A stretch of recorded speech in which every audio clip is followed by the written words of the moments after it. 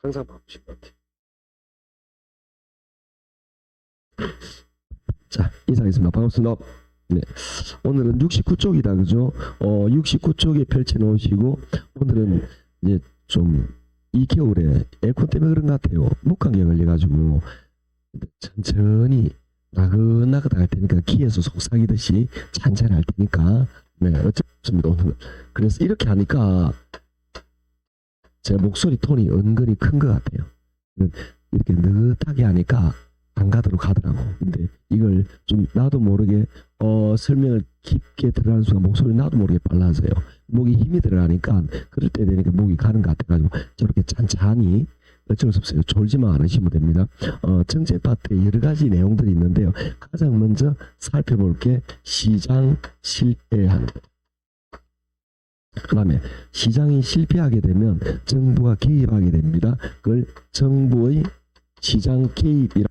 정부가 개입하는 방법이 있어요. 직접, 간접, 이용규제 이런 것들이 주로 나오고요. 그 다음에 여기서는 시장 실패에서는 외부 효과는 단독 문제로 잘 나와요. 그래서 그거는 나중에 다시 이야기하고, 그 다음에 그럼 여기에 관계된 이제 정책들이 나와요. 정책들이 나오는데 주로 중요한 게 뭐냐? 가장 중요한 거는 주택 정책이에요. 그리고 조세 정책입니다. 토지 정책이 가끔 나오는 경우 있습니다. 근데 이 토지 정책은 거의 공법 내용하고 연결이 많이 되다 보니까 거의 공법 문제라고 보시면 돼요. 그래서 이런 쪽에서 나오는데, 아니 4개밖에 안 적어져요? 요것만 하면 돼요, 우리는.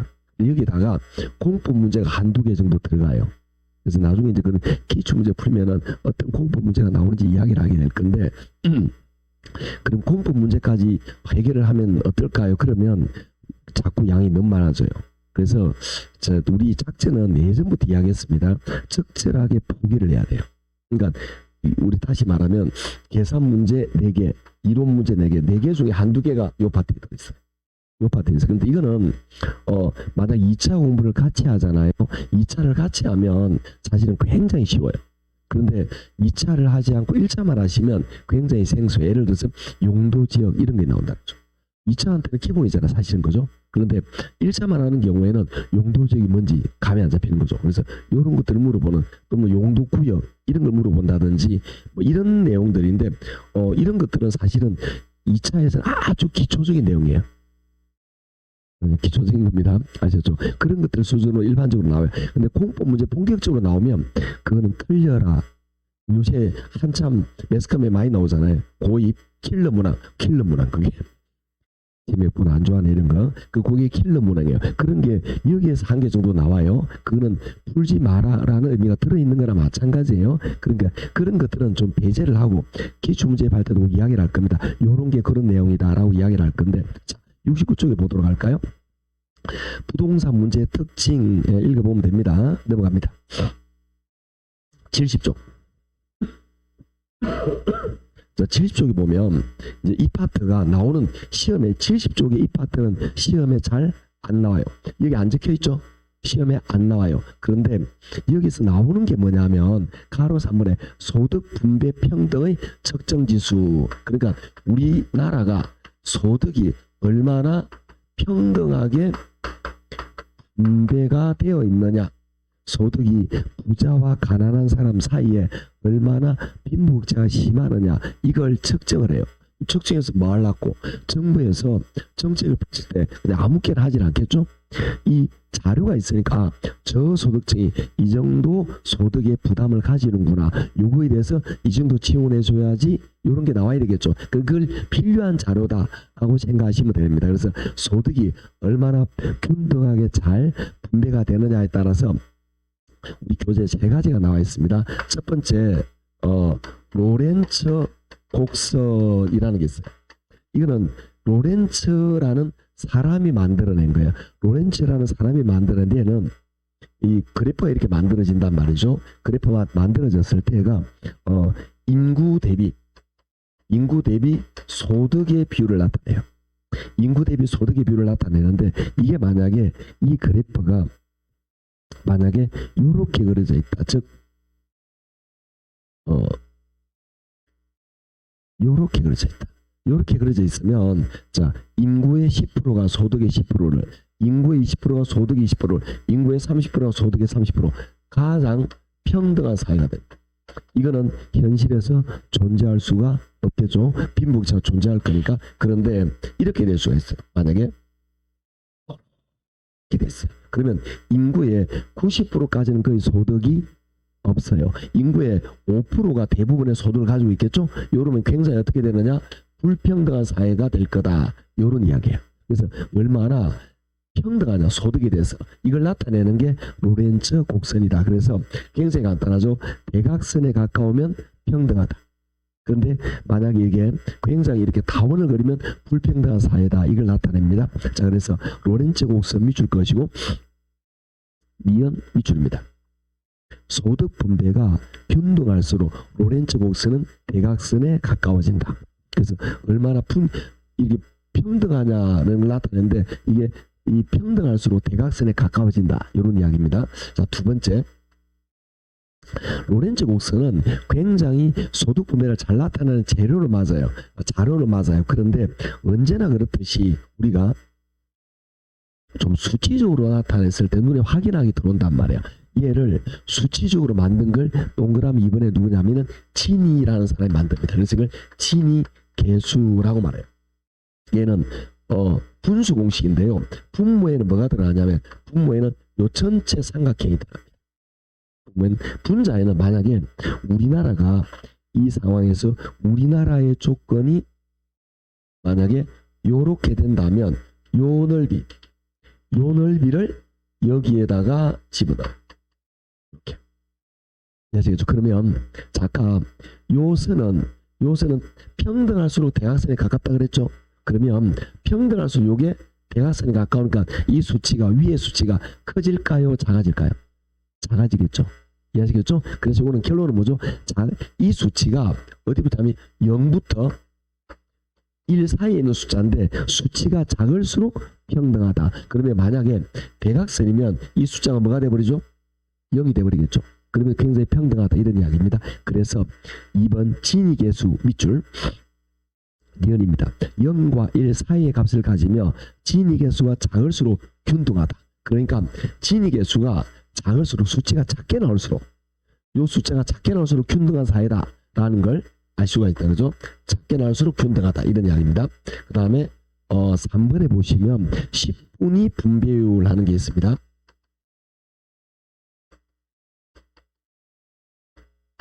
얘는 소득을 10분위로 잘라요. 그러니까 10%씩 자른단 말이에요. 그렇게 한 다음에 얘는 어떻게 나타나냐? 상위 20% 소득에 대한 하위 40%의 소득을 나타내요. 이게. 그러면 예를 볼게요. 요 수치가 크면 클수록 하위 계층의 소득이 올라가겠죠. 그러면 좀 균등해지겠죠. 그럼 얘는 작은 게 좋아요? 큰 게 좋아요? 큰 게 좋겠죠? 수치가 얘는 반대로 큰 게 좋다. 이런 이야기입니다. 이해하시겠죠? 자, 그래서 10분위 분배율 밑줄 것이고 니은 10분위 분배율은 클수록 소득 분배가 균등하다. 이런 이야기예요. 이게 왜 그렇게 되느냐 하면은 선생님 상하가 뒤집혀서 헷갈렸어요. 이거는 여러분 헷갈리지 말라고 만든 그런 게 아니고 얘는 우리가 알고 싶은 거는 뭐냐? 하위 소득을 알고 싶은 하위를. 알고 싶은 항상 분수 공식 어디 간다? 위로 가는 거예요. 그러니까 상위에 대해서 하위가 얼마나 소득이 작으냐? 선생님 이게 분자가 더 크면 어떻게 해요? 절대 없어요. 그러니까 우리 상위 예를 들어서 삼성 회장 한 명만 해도 요거 한 5,000명, 10,000명, 10만 명 소득보다 더 커. 그래서 이게 요 사람이 작을 거라는 생각하지 마세요. 그렇죠? 얼마나 차지하느냐 그걸 나타내는 비율. 그래서 클수록 좋은 거다 라고 보시면 되는데 이게 소득이 얼마나 평등하냐 라는 걸 나타내는 게 소득 평등 지수인 게 이렇게 로렌츠 진위계수 10분위 분배를 하는 게 있습니다. 자, 두 번째 중간에 보시면 주거비가 얼마나 부담스러우냐라는 걸 나타냈습니다. 주거비가 얼마나 부담스러우냐라는 걸 나타내는 게 또 세 가지가 있어요. 첫 번째 P, I, R이라는 게 있는데 우리 이런 약자에서 R 나오잖아요. 굉장히 쉬워요. R은 무조건 비율을 뜻하는 레이시오예요. 거의 대부분이. 그러면은 PIR은 뭐냐라는 거죠. P와 I의 비율이다 이 말이에요. 우리는 분모부터 쓰잖아. 그렇잖아요. 분모부터 정하는데 서양 애들은 분자부터 먼저 읽어요. 항상. 그래서 P 이걸 P/I 이렇게 말하기도 합니다. P와 I의 비율이다라는데 P가 뭐냐? 프라이스 가격, 부동산 가격이에요. I는 인컴 소득입니다. 소득 대비 부동산 가격을 나타냅니다. 자, 얘는 예를 들어 볼게요. 예를 들어 서울의 평균 아파트 값이 20억입니다. 프라이스 가격. 그런데 직장인의 1년 평균 연봉은 5천만 원입니다. 그러면 이 직장인이 안 먹고 안 입고 몇 년을 모아야 집을 살 수 있을까요? 40년이겠죠. 숫자만 나오면 40년이겠죠? 이렇게 이해하시겠죠? 그러니까 요거는 뭐냐? 그러니까 안 먹고 안 입고 40년을 모아야 집을 산다. 그러면 얼마나 집 사기가 어려우냐라는 걸 설명할 때 가끔 나오는 자료예요. 이렇게 하는데 그러면 요거는 수치가 크면 클수록 주거비가 부담스럽겠죠. 어떻게 좋은 거예요? 수치가 작을수록 좋고 수치가 작을수록 주거비 부담이 작다. 이거는 어떤 느낌 모르냐? 이걸 우리나라, 홍콩, 그다음 일본 이런 걸로 비교를 해요. 서울, 도쿄, 홍콩. 그러면 이거 대비 어디가 부담스러우냐? 집을 사기가 요구할 때 사용하는 것들입니다. 그런 느낌. 자, 두 번째. 자, PIR 밑줄 것이고 니은 밑줄입니다. PIR이 높을수록 주택 가격이 부담으로 작용되므로 주거비 부담은 커지게 된다는 의미이다. 밑줄. 그 다음에 RIR 있습니다. 자, RIR은 뭐냐? 얘도 똑같아요. R 있으면 제가 뭐라 그랬죠? 비율을 뜻한다 그랬잖아요. 근데도 서양 애들은 이걸 이렇게 읽는 I의 비율 이렇게 읽어요. 야들은. 우리는 습관적으로 분모를 먼저 하는데 이 서양 애들은 위를 먼저 읽어요. 그래서 R과 I의 비율이다 이런 건데 R은 뭐냐? 렌트, 임대료예요. I는 인컴 소득입니다. 무슨 말이냐? 내가 1년에 버는 총 소득이 1년에 5천만 원이다. 그런데 임대료로 1,000만 원이 나간다. 이게 주거비가 그래서 굉장히 부담스럽다. 이걸 나타낼 때 사용하는 거야. 똑같는데 어떤 차이냐면 주택을 구입할 때, 요거는 임대할 때 그 차이밖에 없다고 보시면 됩니다. 렌트, 임대료를 말하는 겁니다. 이것도 마찬가지고 수치가 크면 클수록 주거비가 부담스럽겠죠.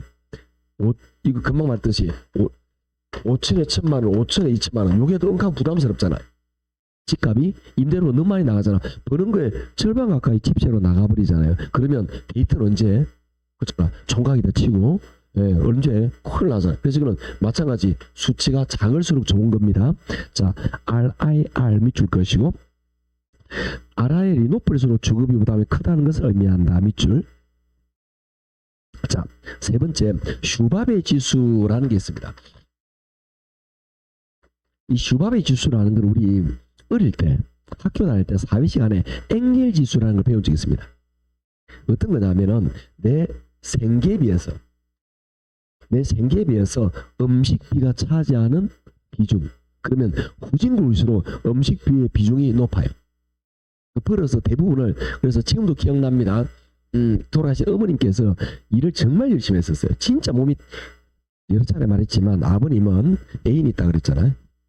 그래서 애인이 계십니다. 그래서 잘 안 줘요 집에 돈을. 옛날 어른들은 그렇게 잘 사셨어요.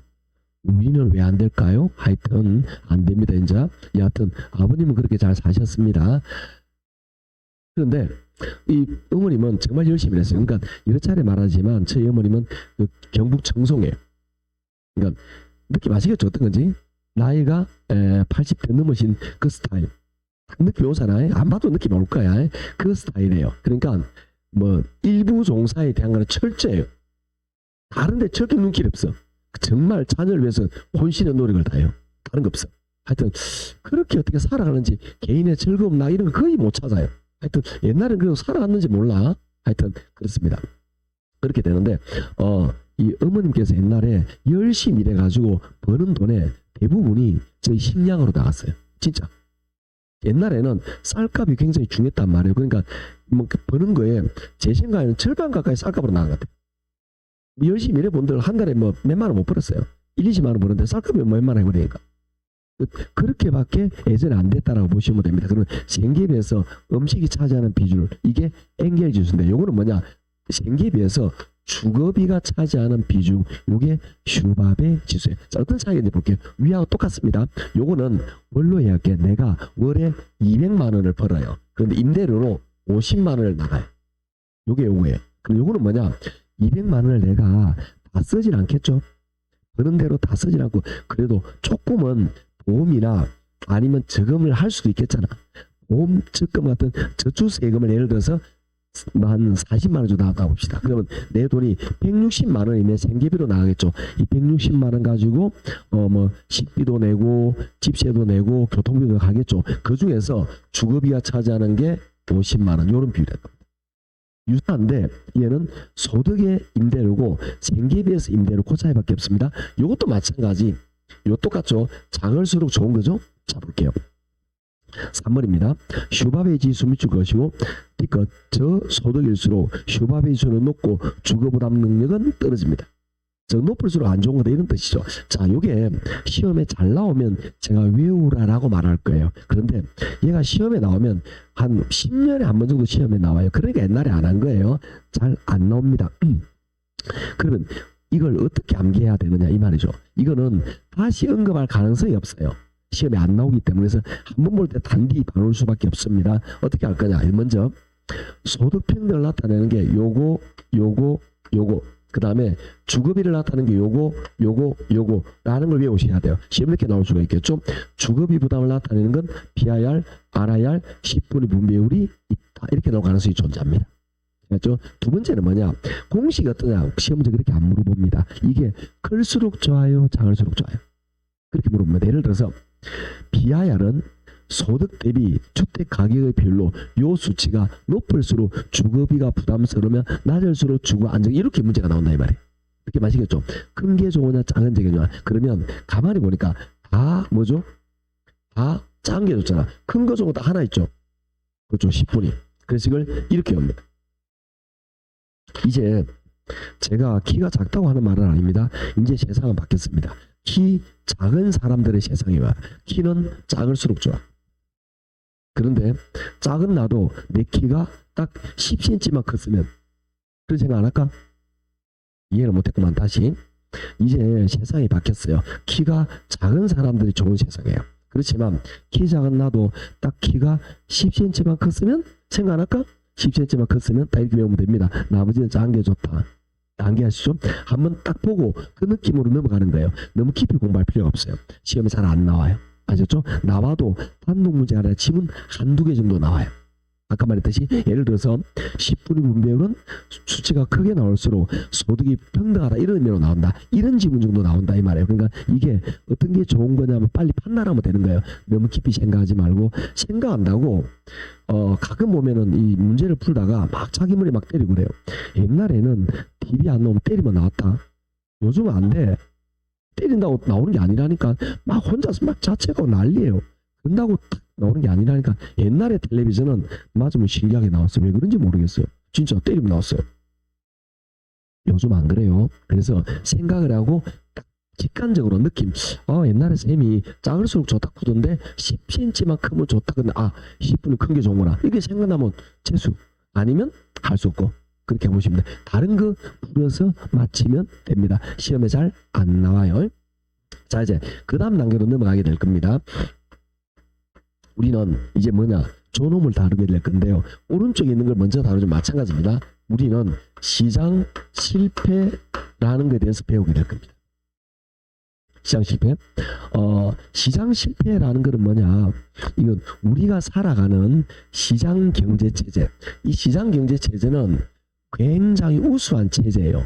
그러니까 이게 뭐 잘못했고 그런 건 아니라, 그러니까 우리가 북한에 있는 계획경제, 공산권 같은 계획경제보다는 개인의 창의성을 높여주는, 그 시장의 힘에 의해서 창의성을 만드는 대단히 굉장히 높은 제도인 건 맞아요. 그렇지만 세상에 완벽한 제도나 정책은 없어요.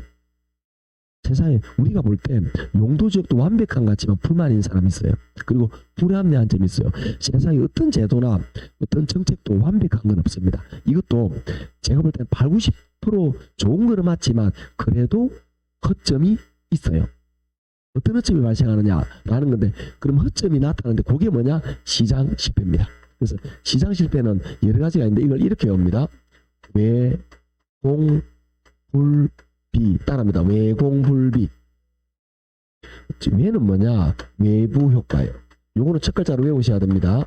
공은 공공재예요. 불은 불완전 경쟁이에요. 비는 비대칭입니다. 이거는 정보의 비대칭. 이렇게 해서 딱 외우는데 문제가 쉽게 나오잖아요. 다음 중 시장 실패가 아닌 것은 하나, 둘, 셋, 넷, 다른 거 이렇게 나와요. 쉽게 나올 때는. 그래서 이거 외워야 됩니다. 얼마나 내가 친절해. 이 외우는 방법 같지? 그래서 이거는 왜, 공, 불, 비 어쩔 수 없습니다. 첫 글자를 따야 됩니다. 이렇게 해서 시장 실패가 나타나는데, 아니 쌤 이게 왜 시장이 실패합니까? 자, 요 가지고 한번 예를 들어 볼게요.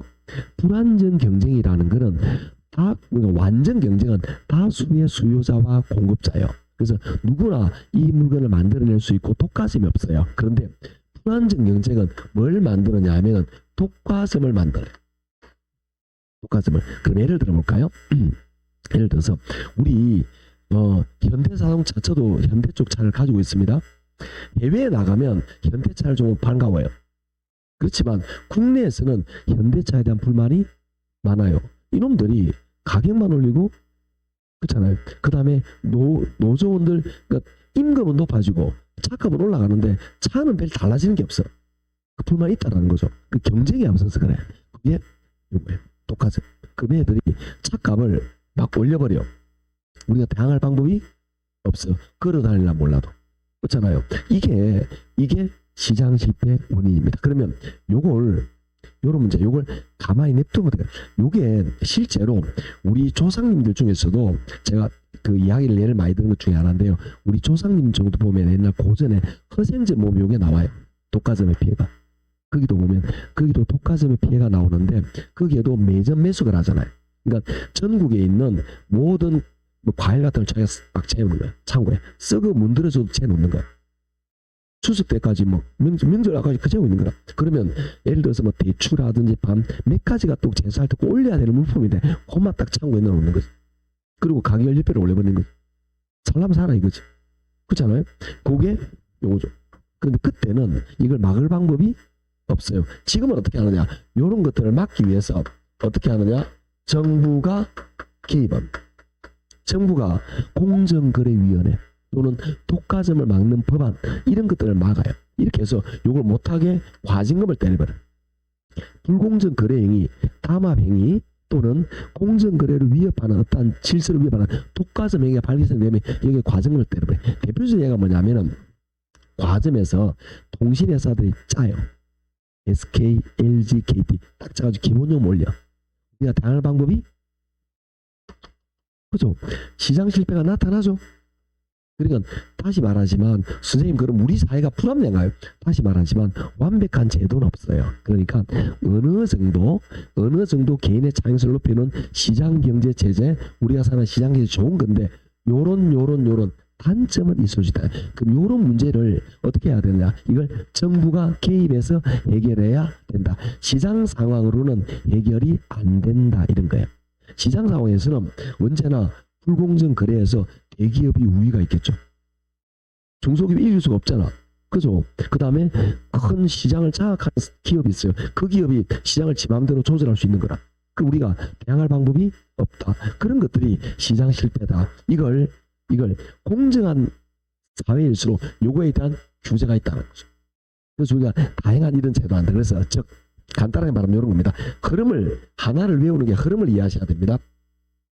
우리가 살아가는 이 시장은 굉장히 괜찮지만 그래도 좀 불합리한 점이 있다. 그게 요거예요. 그럼 이런 문제를 해결하기 위해서 정부는 개입할 수 있다. 이런 걸 우리 뭐라고 말하냐면 시장 실패를 수정하는 경제적 목적을 수행하기 위해서 개입할 수 있다. 이렇게 말합니다. 자, 그럼 이것만 있느냐? 아니에요. 예를 들면 어떤 또 특징이 있느냐 하면은 사회, 어떤 복지 이런 측면에 또 문제가 발생할 수도 있습니다. 우리 상상을 한번 해볼까요?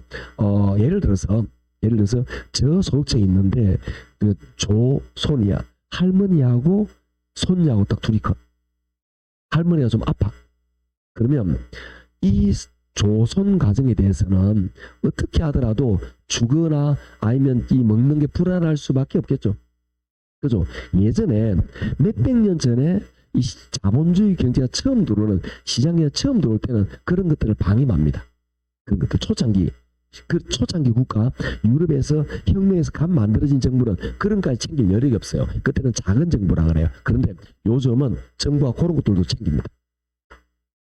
이 사람들에게 저소득자에게 예를 들어서 생활비를 지원한다든지 아니면 이 사람들에게 주거를 지원한다든지 전세금 대출을 알아준다 이렇게 정부가 개입해요. 이걸 우리 뭐라고 말하냐면은 정치적 측면의 개입이라고 말해요. 정부는 그래서 시장 실패를 수정하는 경제적 기능과 사회 복지 문제를 해결하기 위한 정치적 기능을 이런 것들을 수정하기 위해서 정부는 시장에 개입할 수 있다. 그래서 지금은 행정부의 기능이 굉장히 커졌어요. 사실은 뭐 예산은 행정부가 다 쓰잖아요. 행정부 기능이 너무너무 커집니다. 상권 분립이지만 은밀하게 상권 분립도 어려워요. 사실은 행정부 기능이 너무 커져버린 거예요. 곳곳에 다 있잖아요. 그래서 어쩔 수 없이 정부의 기능이 커지게 된다. 이렇게 보시면 됩니다. 그래서 가로 5번 정부의 시장개입 필요성 밑줄 1번 사회적 목표 달성 정치적 기능 밑줄 그게 요구입니다. 이해하시겠죠? 오른쪽에 동그라미 2번 시장 실패 수정 경제적 기능 밑줄 그게 요구입니다. 그 다음에 3번 정부의 실패 과거 정권에서 정책이 실패했어요. 그걸 수정하기 위해서 정부는 새로운 정책을 내어놓아서 개입할 수 있다. 이런 이야기입니다. 자, 굉장히 간단한 겁니다. 즉 간단히 말하면 이런 문제에 통해서 이런 문제에서 정부는 개입할 수 있다. 정부의 개입을 정책이라고 말합니다. 정부 어떤 형태로 정책에 대해서 개입하느냐 정책으로 나타낸다 이런 이야기입니다. 자 이제 조금 더 본격적으로 한번 달아보도록 합시다. 오른쪽에 보면 시장 실패가 나오는데 먼저 교재 순서로 보도록 할게요. 먼저 공공재라는 게 있습니다. 그래서 공공재는 교재 볼게요. 공공재 밑줄 것이고 동그라미 1번입니다. 공공재는 특성상 비경합과 비배제의 특성을 가지는 재화이다. 밑줄. 공공재 특징이 비경합과 비배제의 성질을 가져요. 비경합이 뭐냐? 2번. 비배제가 뭐냐? 3번에 나와 있어요. 근데 경합은 경쟁하지 않는다는 거예요. 요거는 사실 큰 의미가 없어요.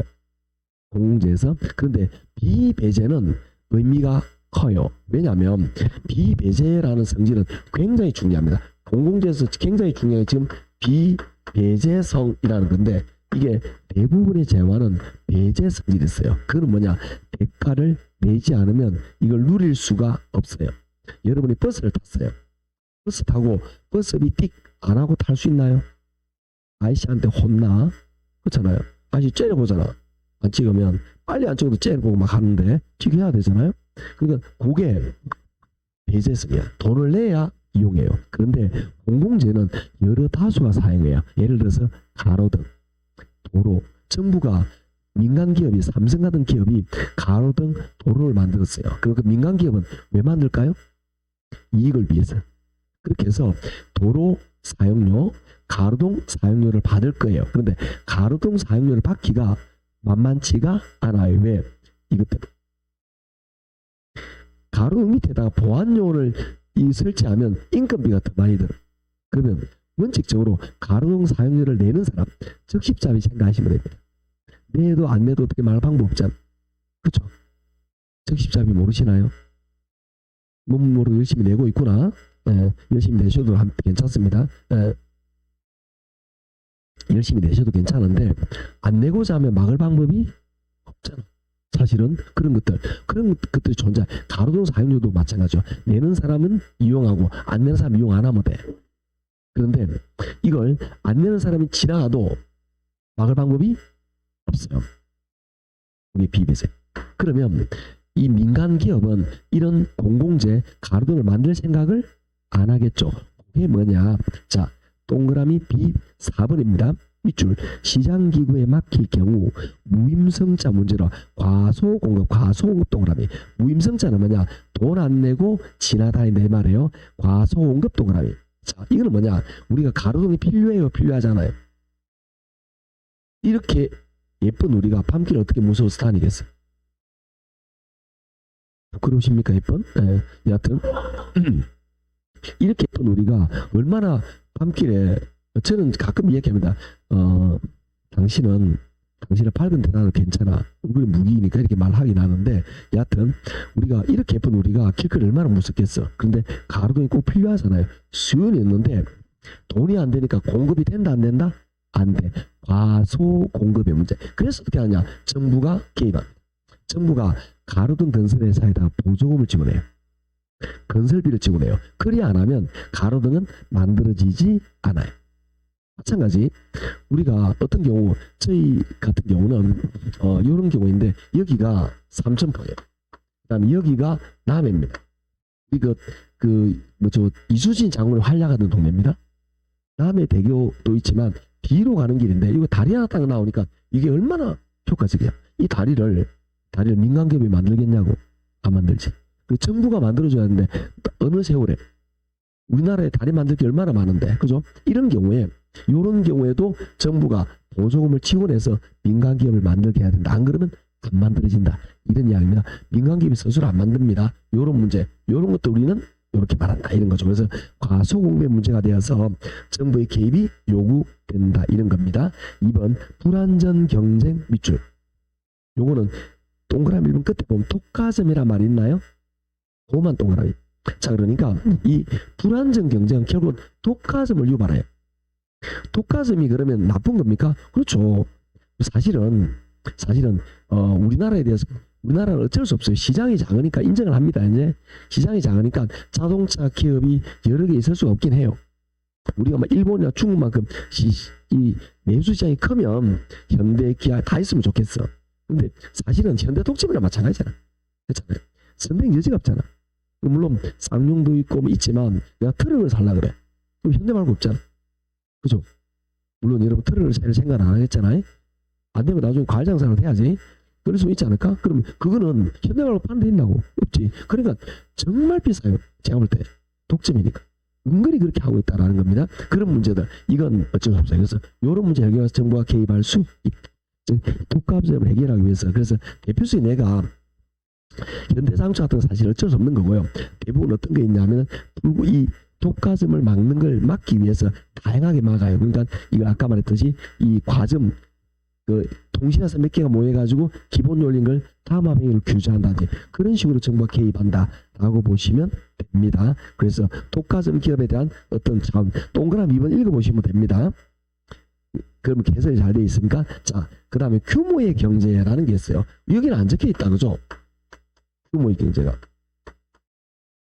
여기는 안 적혀 있는데 이걸 하기 위해서 정부 개입할 수 있단 말이고요. 여기 안 적혀 있는데 규모의 경제는 뭘 유발하느냐 하면 독과점을 유발해요. 그래서 규모 경제 밑줄 것이고 동그라미 이번에 자연 독점 밑줄. 그래서 어떤 학자는 규모의 경제를 불완전 경제에 포함시키기도 하고 어떤 학자는 분리해서 해요. 아시겠죠? 즉 요동 자연적인 독점이 된다 이런 거죠. 그러니까 규모가 저는 이 여러 가지를 많이 판단하면서 이렇게 되는데 규모가 크면 단가를 줄여요. 규모가 커지면 생산비를 줄일 수가 있습니다. 그게 규모의 경제의 특징이에요. 그리고 똑같이 뭐냐, 우리가 우리 그 분업에서, 그러니까 경장에 나오는 분업에서 나오는 개념이에요. 그러니까 대량 설비를 갖추면 분업이 가능해. 그러면 대량 설비는 작게 투자해서 많이 만들어낼 수 있어요. 대량 생산을 해요. 그걸 뭐라 하냐면 소품종 대량 생산이라고 해요. 대량 생산하게 되면 가격을 떨어뜨릴 수 있어요. 우리가 사용하는 대부분은 사실 우리 어릴 때 보면 물건이 굉장히 귀했어요. 네, 대량 생산 안 될까? 그런데 이제 사회가 발달하면서 물건이 너무너무 싸지는 거라. 그거는 대량 생산이라서. 대량 생산 설비는 언제나 가격을 낮춥니다. 뭐 예를 들면은 OT든 뭐 모든 게 마찬가지입니다. 예를 들어서 프랜차이즈 빵집에 빵 만드는 거. 빵 같은 경우도 뭐 우리가 만들면 반죽 얼마나 힘들어. 그죠? 떡 명절 때 되면 떡 옛날에 막 이래가지고 떡 치고 그랬잖아. 하루 종일 하잖아 그거. 그럼 요즘 그렇게 하나요? 기계비도 쫙 얼마나 빨리 만들어지는데. 그러니까 이런 대량 설비를 갖추면 원가를 낮춰진다. 그러니까 사람의 노력이 작아지기 때문에 당연히 가격이 낮아져. 그러면 규모의 경제에서 규모가 큰 기업은 자연적으로 시장 장악력이 생겨. 왜? 단가에서 유리하니까. 그리고 대량으로 들어오면 들어오는 가격도 줄일 수가 있어요. 어떤 걸 보고 생각하시면 되느냐 하면 우리 주변에 있는 마트에서 우유 사는 거하고 또는 음료수 사는 거하고 이마트에 음료수 사는 거하고 가격이 다르잖아. 이마트가 싸잖아요. 왜 싸죠? 걔들은 대량으로 들어오거든. 그러니까 우리가 지금 몇십 개 사는 게 걔들은 몇십만 개를 사버리는 거죠. 그러니까 제가 옛날에 아시는 분이 그 마트를 했었어요. 마트 하시는 분이 어디에서 돈을 남기느냐를 이제 안 거예요. 그 사람은 창고가 필요합니다. 겨울 되면 콜라 이런 것들 있잖아. 음료 이런 것들 뜸비게 막 들어온대. 그걸 재놓는 거야. 콜라 안 섞잖아. 그걸 창고에 재놔요. 그걸 언제 팔아요? 여름에. 그래야 돈이 되는 거예요. 그러니까 이건 대량으로 들어올 때 싸지는 거예요. 그런데 이마트를 얼마나 대량으로 들어오겠냐고. 그러니까 당연히 싸죠. 그러니까 이게 자연적으로 대형마트, 대형 위주로 자연 독점이 만들어진다. 이렇게 된다. 이런 이야기예요. 그래서 정부가 이걸 규모의 경제를 줄이기 위해서 중소기업을 지원하는 그런 정책을 만들고 이렇게 한다라는 이야기입니다. 자, 넘어가시고 4번 정보의 비대칭이라는 게 있어요. 정보의 비대칭은 뭐냐? 한쪽은 정보가 많아요. 한쪽은 정보가 작아요. 정보가 많고 작음에 의해서 어떤 불합리한 점이 나타나는 거죠. 정보가 많은 쪽은 정보를 이용해서 이득을 얻으려고 그래요. 그걸 우리 뭐라 하냐면 도덕적 해이라고 말합니다. 쉽게 말해서 나쁜 놈, 도덕적으로 이게 위법 사항인지 아닌지는 몰라요. 그런데 정보가 부족한 쪽은 역선택의 문제가 발생한다라는 거죠. 네, 정보가 부족하니까 투자가 알 수가 없다는 겁니다. 예를 들면 우리가 굉장히 많은 예가 존재할 수 있습니다. 요게 우리 자동차 같은 게 한번 생각해 봅시다. 우리 그 여자분들이 자동차를 잘 모르죠. 저도 잘 모르지만 일반적으로 여자분들이 잘 모르잖아. 발부목하고 발목을 쓰잖아. 아주 간단한 거잖아요. 그래서 어떤 경우는 엔진오일을 요즘은 전기차는 상관없지만 엔진오일을 갈아야 되는 걸 모르는 사람도 있어요. 깜짝 놀랐습니다 제가. 그러니까 차 소리가 이상해서 경유차 있는데 진짜 소리가 이상해서 물어봤죠. 엔진오일 언제 갈았냐고. 엔진오일이 뭐냐. 사고는 한 번도 간 적이 없는 거예요. 그래가지고 18,000을 탔더라고. 2만 약간 안 됐어요. 내가 볼 때는 그 상태로 한 몇 천만 더 타면 눌러붙어요.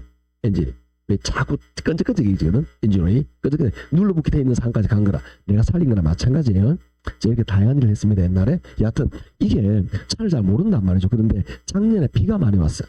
비가 와서 차가 푹 들어갔다 올라왔어요. 물에. 그럼 괜찮지 않나? 말리면 괜찮지 않나요? 차에는 굉장히 많은 전자장비가 있어요. 전자장비가 오작동을 할지 안 할지 아무도 몰라. 아무도 몰라요. 그러니까 이게 그러니까 전문가들이 된다 안 된다 몰라. 그러니까 물에 잠겼던 차가 반드시 사고가 난다. 그건 안 해요. 그러니까 안 나느냐? 확연하게 안 난다고 말할 수도 없어. 가다 갑자기 이게 이 전자장비 기능이 멈출 수도 있어요. 쉽게 말해 가다가 엔진이 꺼질 수가 있다는 거. 그걸 경험 한번 안 해보셨죠? 제가 가다가 엔진이 가다가 순간적으로 고속도로에서 멈췄어요. 엔진이. 그때 이제 어디냐면은 가족끼리 이렇게 해외여행을 하고 저희가 제가 말투는 지금 서울이지만 경남입니다. 너무 심하게 웃는 건 상처를 줍니다. 네. 나는 아직도 서울 말투라고 생각하고 있는데 근데 동영상을 들어보면 깜짝 놀랍니다. 나도 이렇게 영향이 내가 심했나 싶긴 해요. 수업하다 접쳐진다 쌓고 말이야. 이렇게 하고 있으니 큰일입니다. 여하튼 그때 해외여행하고 나서 김해 공항에 도착인 거예요. 차를 김해 공항에 대놨거든요. 근데 그게 이제 여러 명이 타는 그 한 10명 정도 타는 스타렉스였어요. 스타렉스 초창기였는데 이게 엔진에서 이렇게 이 기름을 뿜어줘야 되는데 그게 옛날에 보니 지금 생각하니까 현대 애들은 알고 있었어요. 이게 그러니까 뭐 예를 들어 뭐 몇천 대, 몇백 대 한 개쯤은 이 분량이 있는 걸 걔들은 알았다 보죠. 그러니까 애에서 가자마자 바로 수리해 주더라고. 뿜어주는데 뿜어주는 구멍이 막히는 거야. 그러니까 가다가 이 뒤에 가족들은 새벽에 도서 다 자고 있죠. 10명 가까이 가는데 좀 인원도 많이 타니까 내가 4차선을 갔죠. 가는데 밟는데 안 가는 느낌이 나. 보니까 불이 꺼졌어. 가는 속력으로 싹 이렇게 붙인 거예요. 1차선에 섰으면 10명 전부 다 사망입니다. 답이 없어요. 엔진을 못 쳤는데 큰 차가 덮치고 못 건데. 그렇잖아요. 방법이 없잖아. 그리고 엔진이 꺼지면 불이 없어. 당연한 거는 굉장히 위험한데 하여튼 내가 여러 명 살렸습니다. 하여튼 그렇게 갓길로 대고 운전했으니까 갓길로 떼가지고 다행히 이제 그때부터 이제 전화를 해. 조금만 떼면 돼. 제비가 뭐 필요 없잖아. 그래서 현대 그 단원에 전화를 하니까 걔가 엔진 몇 가지 이렇게 사례가 있는데 그 렌트를 부르든 아니면 뭐 이거 부르는 차 있잖아. 부르든 그런데 불러가지고 10명이 어디 갈 거야? 그렇잖아요. 10명이 차에 달려갈 수는 없잖아. 그렇잖아요. 레카차에. 애매한 거라 이게 혼자 뭐 모르겠네. 운치가기도 하죠. 그러니까 고민하다가 걔가 조금 있다가 다시 걸어버려. 왜냐하면 차가 이렇게 한 일주일 정도 겨울에 일주일 정도 밖에 있다 보면 가다가 순간적으로 이게 딱딱해서 안 내는 수가 있대. 그래서 한 5분 있다 그러니까 걸리는 거야. 그때부터 덜덜 떨면서 왔습니다. 거기까지 뭐 그렇게 해서 끝까지 올라온 경우가 있는데 그때 제 느낌은 현대는 안다고 보지. 그래서 현대 가니까 이제 죄송합니다. 욕할 뻔했어. 이놈들이 안 말하는 걸 고쳐주더라니까.